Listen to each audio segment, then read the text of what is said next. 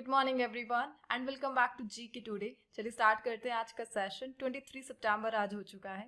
Please note आज हम क्या डिस्कस करने जा रहे हैं। आईएनएस राजली को हम डिस्कस करेंगे। इंडियन नेवल एयर स्टेशन है ये है और भारत के किस राज्य में यह लोकेटेड है हम डिस्कस करेंगे। रिसेंटली कंट्री ने ग्राउंड नट को लेकर जो इम्पोर्ट था फ्रॉम इंडिया उसे सस्पेंड कर दिया है। ग्राउंड नट यानी मूंगफली, इसके बारे में हम डिस्कशन करेंगे। प्लेस इन न्यूज कैटेगरी में गल्फ ऑफ फिनलैंड अभी न्यूज में रहा एंड डिफेंस अपडेट में आईसीजीएस आदम में है। बेसिकली न्यूज में एक टाइप का एफपीवी है ये है। रिसेंटली इसे इंडिया के एक पोर्ट पर कमीशन कर दिया गया है। डेज इन न्यूज कैटेगरी में वर्ल्ड अल्जाइमर डे को हम डिस्कस करेंगे। गुजरात के 4 विलेज अभी न्यूज में रहे बिकॉज वो बन चुके हैं fully solar powered village. Recently यहाँ पर यूके के किंग ने that is Charles second PM Narendra Modi को उनके 75th बर्थडे पर एक ट्री गिफ्ट में दिया बिकॉज यहाँ पर पीएम मोदी का ट्री इनिशिएटिव चल रहा है, उसे हम जानेंगे। एंड एक कंट्री ने पहली बार इन्वेस्टमेंट करा है ट्रॉपिकल फॉरेस्ट फॉरएवर फैसिलिटी में। किस टाइप की फैसिलिटी और कंट्री क्या है उसके बारे में हम जानेंगे। एंड स्पोर्ट्स अपडेट में एशियन कैडेट कप 2025 को हम डिस्कस करेंगे। कौन इसे होस्ट कर रहा है इंडिया में। एक इंटरनेशनल स्कीम यहाँ पे न्यूज में रही जिसका नाम है the 1 in and 1 out scheme. किस देश की है क्या है इसको हम जानेंगे। And recently Dadasaheb Phalke award for the year 2023 किसे मिला है उनका नाम हम डिस्कस करेंगे। राइट, चलिए स्टार्ट करते हैं। लास्ट डे के रिवीजन के साथ हम स्टार्ट करेंगे। The first one, what is the central theme of national conference मंथन 25 inaugurated by defence minister. So recently Shri Rajnath Singh ने मंथन 25 कॉन्फ्रेंस का इनोग्रेशन करा और उसकी सेंट्रल थीम क्या रखी गई थी and that is option number A, strategic road map to Aatmanirbhar Bharat 2047। The next one, which groups are the frequent targets of SLAPP suits recently highlighted in the news? So SLAPP suit के target group यहाँ पर कौन कौन है जिसके लिए recently Supreme Court ने warning publish करी थी and they are option number D, journalist, NGO, researcher and human right defender. The next one जो कल हमने डिस्कस करा था, एनएमएचसी प्रोजेक्ट कहाँ पर बन रहा है ये, गुजरात के लोथल में इसे बनाया जा रहा है। मैरीटाइम सेक्टर का म्यूजियम है ये है। Who has become Bihar's first women FIDE masters in chess? और ये बन चुकी है मरियम फातिमा, बिहार की पहली women FIDE master in chess. Which country is the host of BIMSTEC Young Leaders Summit? And that is option number A, India. Where was the second African Climate Summit held? And that is option number C, Addis Ababa. यहाँ पे किया गया था, Ethiopia की capital है ये है। The next one, which organization jointly launched the स्वच्छता ही सेवा कैंपेन? स्वच्छता ही सेवा कैंपेन को यहाँ पर 2 लोगों ने चलाया था। They are option number A, ministry of housing and urban affair and department of drinking water and sanitation. जबकि स्वच्छ वायु सर्वेक्षण को मिनिस्ट्री ऑफ एनवायरमेंट यहाँ पर कंडक्ट कराती है और एक और है वो आप बता दीजिए जो केवल ministry of housing and urban affair कराती है। The next one, who is the first ever representative from EPFO to be selected for the Public Financial Asset Management Program? And that is option number A, Shri Vivekananda Gupta. So recently जो EPFO है वहाँ से श्री विवेकानंद गुप्ता जी को select किया गया एक international programme में training के लिए और उस प्रोग्राम का नाम है public financial asset management. The next one, which institution launch the Swagat FI regulatory framework to facilitate foreign investment in India. और रिसेंटली इसे यहाँ पे लॉन्च करा है सेबी ने। And which country is the host of Shanghai cooperation organisation summit 2027? Pakistan इसे host करता नजर आएगा। एंड DSC 822 को हमने डिस्कस करा था, एक टाइप की डाइविंग सपोर्ट वेसल है। किस सिटी में इसे लॉन्च किया गया? कोलकाता में इसे लॉन्च किया गया। The first one, ICGS Adam में the first ship of Adam class fast petrol vessel was commissioned at which port? So recently यहाँ पर एक प्रोजेक्ट है जिसके तहत 8 FPVs को बनाया जाएगा। गोवा शिपयार्ड लिमिटेड को ये प्रोजेक्ट मिला है, इंडियन कोस्टल गार्ड ने यह दिया था और आदम क्लास FPVs को बनाना है। और इन आदम क्लास FPV में जो पहली शिप है उसे रिसेंटली एक पोर्ट पर कमीशन कर दिया गया जिसका नाम है ICGS आदम में। इसका मतलब क्या है? Indian coast guard ship. And recently Paradip port पर इसे कमीशन किया गया है। पारादीप पोर्ट ये कहाँ पर लोकेटेड है? प्लीज नोट, उड़ीसा में यह लोकेटेड है। इंडिया का ईस्ट कोस्ट, वहाँ पर आपको पारादीप पोर्ट को देखने को मिलेगा। 1966 में पारादीप पोर्ट का इनोग्रेशन किया गया था by the former PM Indira Gandhi ji ने किया था। एंड रिसेंटली ICGS आदम को यहाँ पर जो कि फर्स्ट आदम क्लास FPV है 19 सितंबर को पारादीप पोर्ट उड़ीसा में कमीशन कर दिया गया। 51 मीटर वेसल है। गोवा शिपयार्ड लिमिटेड को ये प्रोजेक्ट मिला था। आत्मनिर्भर भारत के साथ ये अलाइन करता है। 60% लोकल कंटेंट है यहाँ पर, made in India. And the thing is ICGS आदमी को बनाने के लिए काफ़ी न्यू टेक्नोलॉजीज का यूज़ किया गया। सो कुछ टेक्नोलॉजीज यहाँ पर न्यूज़ में जो टेक्नोलॉजी CPP है, just like controllable pitch propellers, इन्हें यूज़ किया गया। एंड गियर बॉक्सर्स, तो ध्यान रख लेना जब भी कुछ स्टेटमेंट आपको देखने को मिले जिनमें CPPs और गियर बॉक्सर्स का नाम मेंशन हो, सो यस ICGS आदम्य को डेवलप करने के लिए इन्हें यूज़ किया गया है। बेसिकली इनका काम क्या रहेगा, ICGS आदम्य को ईजिली कंट्रोल किया जाएगा, टर्निंग जो है वो और ज़्यादा फास्टर हो जाएगी, और जितने भी मिशन है उसमें जो एफिशिएंसी है उसको यहाँ पर बढ़ाना है, और इसके लिए इस न्यू टेक्नोलॉजी को यहाँ पे इंट्रोड्यूस किया गया। That's all. सो सिंपल है, गोवा शिपयार्ड लिमिटेड को 8 FPV बनाने के लिए प्रोजेक्ट दिया इंडियन कोस्ट गार्ड ने। 8 FPV में से 1 है ICGS आदम्य, अदर का नाम है आदम्य है ही, अक्षर है इसके अलावा, थर्ड है, और जो फोर्थ है वो अमूल्य एंड अक्षय है, फिफ्थ है अचल, और इसके अलावा 3 और है, उनके जो नाम है अभी रिवील नहीं किए गए हैं। सो डिफेंस सेक्रेटरी है यहाँ पर, and that is Giridhar Armani. उन्होंने ही ये जो शिप्स है इनके जो नाम है पहले लॉन्च किए थे। सो इनका नाम ध्यान रख लेना, हमारे डिफेंस सेक्रेटरी गिरिधर अरमानी। चलिए आगे बढ़ते द नेक्स्ट क्वेश्चन। सो यहाँ पे शिपयार्ड से रिलेटेड कुछ क्वेश्चंस को हम रिवाइज करेंगे, एंड दे आर, सो फटाफट से एक बार रिवाइज कर लेते हैं। प्रोजेक्ट 17 हमने डिस्कस करा था, एंड INS उदयगिरी और नीलगिरी ये सब प्रोजेक्ट 17 का पार्ट है। सो INS उदयगिरी इसे किस शिपयार्ड ने बनाया प्रोजेक्ट 17 के तहत, and that is Mazagon dock ship builders limited, Mumbai based ने बनाया है। What is the name of the last indigenous pollution control vessel launch by Goa shipyard limited, और उसका नाम है Samudra Prachet. And which Indian shipyard is responsible for building the Arnala class vessel, और ये है garden reach ship builder and engineer GRSE ने इसे बनाया, Kolkata based they are. And which Indian shipyard design and build INS Sunayana, और इसे डेवलप करा है गोवा शिपयार्ड लिमिटेड ने। एंड FPVs अमूल्य एंड अक्षय अभी हमने डिस्कस करा, और गोवा शिपयार्ड लिमिटेड ने इन्हें लॉन्च करा है। एंड निर्देशक सर्वे वेसल इसे किसने बनाया, GRSE ने, कोलकाता बेस्ड। और इंडिया का फर्स्ट इंडिजिनस एयरक्राफ्ट कैरियर जिसका नाम विक्रांत है, और किसने बनाया, कोचिन शिपयार्ड लिमिटेड ने इसे बनाया। चलिए आगे बढ़ते द नेक्स्ट क्वेश्चन। गुजरात की अपडेट है यहाँ पर। गुजरात के 4 विलेजेस अभी न्यूज़ में रहे, एंड फुल्ली सोलर पावर्ड यह बन चुके हैं। So the question, which village has become the 4th fully solar powered village in Gujarat. So recently यहाँ पर जो 4th fully solar powered village बना है गुजरात का, and that is option number D, Dhordo. Exactly Kutch जो डिस्ट्रिक्ट है गुजरात का, वहाँ पर यह लोकेटेड है। एंड UNWTO ने रिसेंटली इस विलेज को रिकग्नाइज करा as a fully solar powered. UNWTO यह कौन है, United Nations World Tourism Organization, और ये प्रमोट करता है बेस्ट टूरिज्म विलेज को। और रिसेंटली गुजरात के इस विलेज को इन लोगों ने रिकग्नाइज करा है, जो बन चुका है fully solar powered. And PM Narendra Modi ने 20 सितंबर को इसे अनाउंस करा, समुद्र से समृद्धि इवेंट, जो कहाँ पर, गुजरात के भावनगर में होस्ट किया जा रहा था। और प्लीज़ नोट, गुजरात का ये 4th सोलर विलेज है जिसका नाम धोरदो है। इसके अलावा जो 1st, 2nd और 3rd है वो भी इंपॉर्टेंट है। पहला कौन सा है, मोधेरा, 2nd कौन सा है, सुखी, एंड 3rd कौन सा है, मसाली। सो इन विलेजेस के नाम भी यहाँ पर ध्यान रख लेना।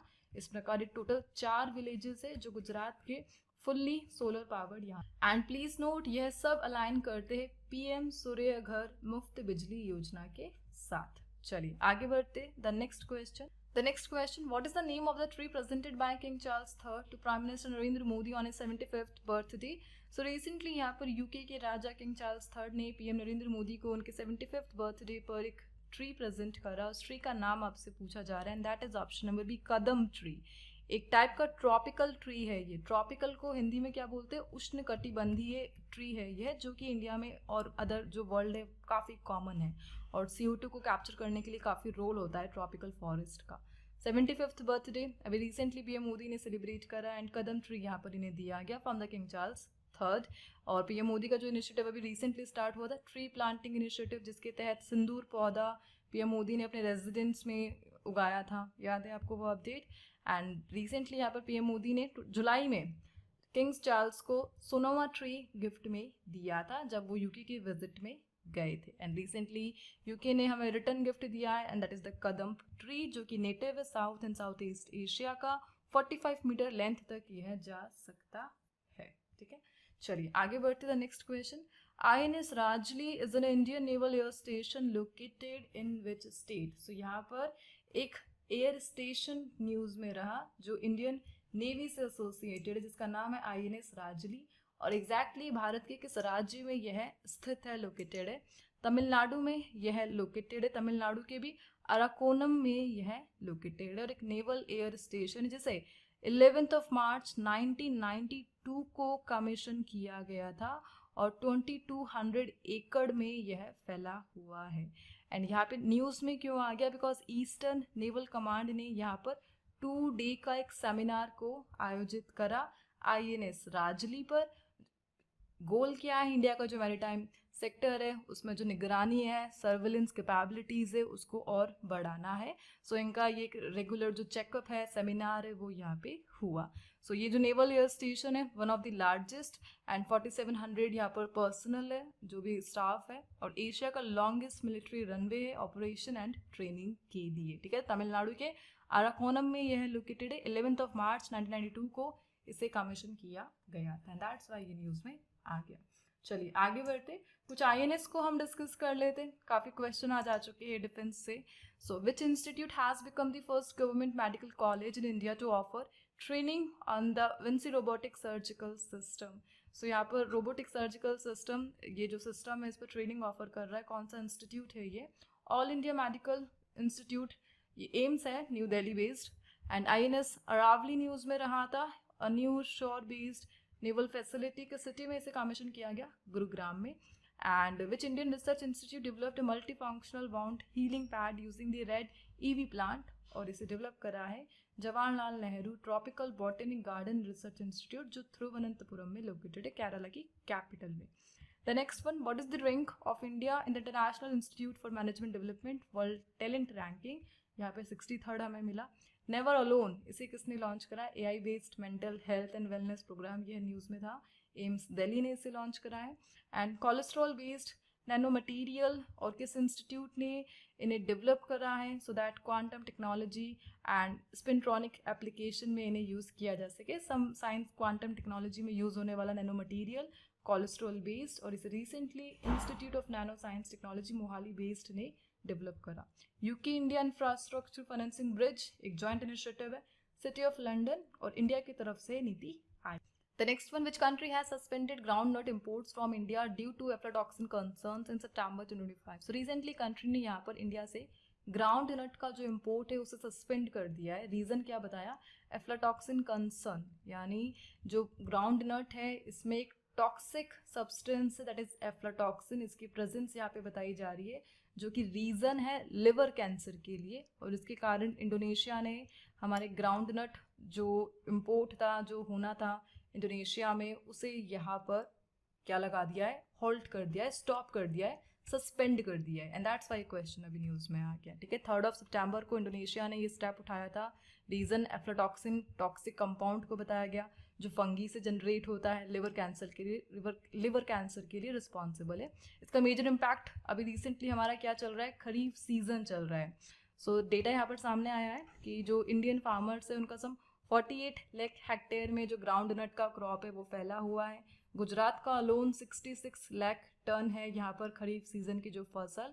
सो इस सस्पेंशन का जो नेगेटिव इम्पैक्ट है ये हमारी नेक्स्ट मंथ जाने वाले जो भी एक्सपोर्ट है इंडिया से होगा उस पर यह पड़ेगा। एंड इंडोनेशिया इंपॉर्टेंट है बिकॉज हमारा जितना भी एक्सपोर्ट यहाँ पर होता है उसका 1/3 तो केवल इंडोनेशिया में ही होता है। 2024-25 में इंडोनेशिया में जितना भी हमारा ये गया है ग्राउंड नट 2.77 लाख टन, जिसका जो वैल्यू है $280 मिलियन। एंड नाउ यहाँ पर MSP जो मिनिमम सपोर्ट प्राइस है उससे से भी बिलो प्राइस जाने की जो आकांक्षा है, एंटिसिपेशन है, वो बताई जा रही है। एंड दैट्स वाई ये क्वेश्चन न्यूज़ में ना। सो इंडोनेशिया ने रिसेंटली ग्राउंड नट जो इम्पोर्ट है फ्रॉम इंडिया उसे सस्पेंड कर दिया गया है। चलिए आगे बढ़ते थे next question. The Gulf of Finland that was recently seen in news is located in which sea? So place in news category में हम देखें the Gulf of Finland important है बिकॉज बाल्टिक सी में यह लोकेटेड है एंड 3 कंट्रीज से ये majorly surrounded है। पहले मैप में देख लेते कहाँ पर ये है।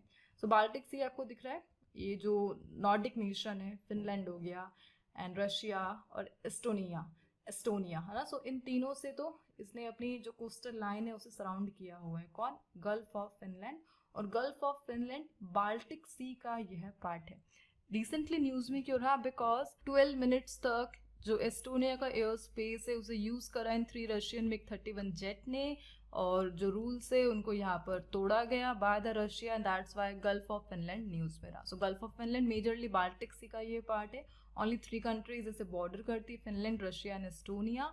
एंड यहाँ पर कैपिटल न्यूज में रही फिनलैंड की हेलसिंकी एंड टेलिन ये एस्टोनिया की कैपिटल है। विंटर्स में जो गल्फ ऑफ फिनलैंड है ये कम्प्लीटली फ्रीज हो जाती है और काफ़ी सारे रिवर्स का जो वाटर है ये रिसीव करती है। जस्ट लाइक साइमा कैनल हो गया, नेवा हो गया, नारवा रिवर यहाँ पर मेजरली ये आती है। सो बस आपको ध्यान क्या रखना है यहाँ पर, गल्फ ऑफ फिनलैंड, बाल्टिक सी, ये कंट्रीज न्यूज में आ गई और इनकी कैपिटल। ठीक है, चलिए आगे बढ़ते the next question. Days in news category में हम देख रहे हैं वर्ल्ड अल्जाइमर डे, और एवरी ईयर किस डे को ये ऑब्जर्व किया जाता है एंड दैट इज 21 सितंबर को वर्ल्ड अल्जाइमर डे को ऑब्जर्व किया जाता है। बेसिकली इस डे का मेन गोल क्या है? जो डिमेंशिया है, भूलने की बीमारी, और अल्जाइमर उसके बारे में अवेयरनेस को रेज करना, यही इस डे का गोल है। ऐसी फैमिलीज को सपोर्ट करना जो अल्जाइमर के क्या है, पेशेंट है। एंड ओवरऑल अल्जाइमर एक डिसऑर्डर है, ब्रेन डिसऑर्डर है जो मेमोरी को, थिंकिंग को, डेली लाइफ को यहाँ पर अफेक्ट करता है। 2025 के वर्ल्ड अल्जाइमर डे की थीम क्या रही? And that is ask about dementia, ask about Alzheimer to reduce stigma. Stigma यानी कलंक। सो इसको रोकने के लिए ये थीम यहाँ पर सिलेक्ट की गई है ऑन द अल्जाइमर डे। ठीक है, सो वर्ल्ड अल्जाइमर डे का डेट ध्यान रख लेना, 1994 में इसे इंट्रोड्यूस किया गया था 21 सितंबर को। The next question, which country has become the first to investment in tropical forest forever facility for tropical forest conservation? तो यहाँ पे रिसेंटली एक कंट्री ने TFFF इस फैसिलिटी में इन्वेस्टमेंट करने के लिए एक प्लान यहाँ पर लॉन्च करा है, ट्रॉपिकल फॉरेस्ट कंजर्वेशन, TFFF उसका नाम है, और यह कंट्री है ब्राज़ील। सो ये ब्राज़ील पहली कंट्री बन चुकी है जिन्होंने इन्वेस्टमेंट करा है ट्रॉपिकल फॉरेस्ट फॉरएवर फैसिलिटी। सो ये TFFF है उष्ण कटिबंधीय वन संरक्षण एरिया। सो काफ़ी ज़्यादा कंट्रीब्यूशन है इनका, बिकॉज वर्ल्ड की जो CO2 है उनको बहुत ज़्यादा अमाउंट में ट्रॉपिकल जो फॉरेस्ट है वो अब्जॉर्ब करते हैं। और यहाँ पर इस इनिशिएटिव का मेन गोल क्या है? फंड को कलेक्ट करना है ट्रॉपिकल फॉरेस्ट को मैनेज करने के लिए। $125 बिलियन तक इन्हें पहुँचना है, कंट्रीज़ को यहाँ पर प्रोत्साहित, रिवॉर्डिंग करना है एंड ट्रॉपिकल फॉरेस्ट को प्रिजर्व करना है। सो ये जो इनिशिएटिव है रिसेंटली ब्राज़ील से देखने को मिला। चलिए आगे बढ़ते हैं next question, which Indian state is the host of Asian cadet cup 25 in international fencing event? So Asian cadet cup 25 और कहाँ पे इसका रिसेंटली इनॉग्रेशन हुआ? प्लीज नोट, उत्तराखंड में मानस खंड है, और यहाँ पे recently Asian cadet cup begin हो चुका है, स्टार्ट हो चुका है Haldwani district of Uttarakhand and Manas Khand hall में। फेंसिंग एसोसिएशन ऑफ इंडिया ने इसे ऑर्गेनाइज करा है। 5 डे का ये कंपटीशन है, 23 सितंबर तक यह चलेगा, और सपोर्ट हमें मिला है एशियन फेंसिंग कॉन्फेडरेशन से। प्लीज नोट, यहाँ पर जो फेंसिंग है वो एक टाइप का ओलंपिक स्पोर्ट है, जिस प्रकार आपको इस पिक्चर में दिख रहा है, इंडिविजुअल गेम द फेंसिंग, और इंडिया में इसकी प्रेजेंस काफ़ी ग्रो हो रही है। और जो हमारे प्लेयर्स है, Arjun awardees and Commonwealth and Asian games में हमारी सक्सेस को देखते हुए नाउ इंडिया ने यहाँ पर फेंसिंग को प्रमोट करने के लिए स्टेप उठाए है। एशियन कैडेट कप इंडिया में इनोग्रेट हो चुका है। चलिए आगे बढ़ते। The next one, the one in one out scheme is a migration agreement between the UK and which country? So English Channel का यहाँ पर रोल है। English Channel that is किसके बिटवीन है? यह UK एंड फ्रांस के between है, और इस चैनल को यूज करके काफ़ी इलीगल जो माइग्रेशन है वो देखा जाता है, और उसी इलीगल माइग्रेशन को यहाँ पर कंट्रोल करने के लिए इन दोनों कंट्रीज ने one in and one out scheme को यहाँ पे लॉन्च करा। सो यह UK और फ्रांस के बिटवीन है, और रिसेंटली एक इंडियन माइग्रेंट ये फर्स्ट टाइम डिपोर्ट किया गया UK से under a new migration deal with France, जिसे कहते हैं वन इन वन आउट। यानी यहाँ पर किया क्या जाएगा, यूके एक इलीगल माइग्रेंट को वापस फ्रांस में भेजेगा, एक्सचेंज में एक लीगल माइग्रेंट को यूके में लेगा जिनका फैमिली कनेक्शन यूके के साथ है. That is called the one in one out scheme. ठीक है, यूके फ्रांस एग्रीमेंट है. जो डेंजरस इंग्लिश चैनल क्रॉसिंग की जा रही है बाय द माइग्रेंट, जो वीज़ा के बिना और जो भी स्मगलिंग होती है स्मॉल बोट्स में बैठकर इंग्लिश चैनल को यहाँ पे क्रॉस किया जाता है, उस सबको यहाँ पर रोकना इस स्कीम का गोल है. सो सिंपल क्या है, फ्रांस यहाँ पर एक इलीगल माइग्रेंट को वापस लेगा और एक्सचेंज में यूके को एक लीगल माइग्रेंट देगा जिनके फैमिली कनेक्शन किसके साथ है, कंट्रीज के साथ है, यूके एंड फ्रांस. ठीक है, that's all the one in one out scheme between France and UK. English channel यहाँ पे न्यूज में आ गया, इसे हम डिस्कस कर लेते. कहाँ पर यह लोकेटेड है exactly? So please note, English channel France और जो यूके है इसके बिटवीन लोकेटेड है और मेजरली किसे ये कनेक्ट करता है? सो नॉर्थ सी को अटलांटिक ओशन से जो कनेक्ट करने वाला मेजर चैनल है दैट इज इंग्लिश चैनल. इसका ध्यान रख लेना, ये काफ़ी इंपॉर्टेंट क्वेश्चन है, PYQ है. इंग्लिश चैनल जो नॉर्थ सी को अटलांटिक ओशन से यहाँ पर कनेक्ट करता है. That's all. सो आज इस सेशन को हम यहाँ पे कंप्लीट करते हैं. आज के जो क्विज के क्वेश्चन है आप लोगों के लिए इंटरनेशनल करंट अफेयर्स से एसोसिएटेड है, जिनका आंसर आपको कमेंट बॉक्स में प्रोवाइड करना है. एंड हम मिलते हैं नेक्स्ट सेशन के साथ. For more information, you can check the description box. And till then, please do revision and take care. And please do not forget to share the